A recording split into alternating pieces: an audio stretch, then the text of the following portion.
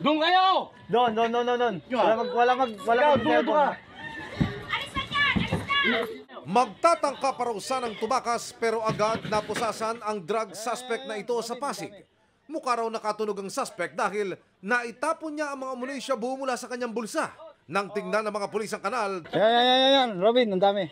ayon sa pulisya, una na siyang dinakip ng Pasig Police noon sa ganito ring kaso. After a week po, nakapagpiyansa po agad ito amounting 200,000. Naniniwala po kami na meron po siyang handler o financier. Delivery rider daw ang hanap buhay ng suspect. Ito po yung ginagamit niya para maging courier ng pinagbabawal na droga. Base din po sa mga kapitbahay niya, ginagawa niya po itong drug din yung bahay niya. Patuloy naman naming sinisikap na makuha ang kanyang panig. Ito. Oh. Samantala, nadakip naman sa isang checkpoint lang may bunga Substation 7 ng Pasig Police ang isa pang delivery rider na hinihinalang magkakatid din ng iligal na droga. Unang nasita ang suspect dahil sa helmet nito, pero nang sitakin, kumilos daw ng kaduda-duda ang suspect at saka tumakbo. Nung nahuli natin, nag-resist pa ito.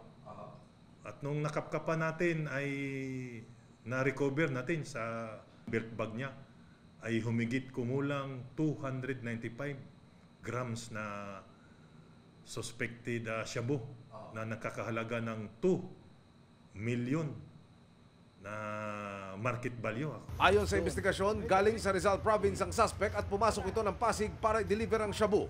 Tumanggi siyang magbigay ng pakayag. Noon ay face-to-face talaga ang ginagawa nila para sigurado nila ang bayaran. But ngayon, mas madali padala, then delivery of items. Of course, mas mahirap mo huli nito. Kaya that's why we are also intensifying checkpoint operations. Tapos yung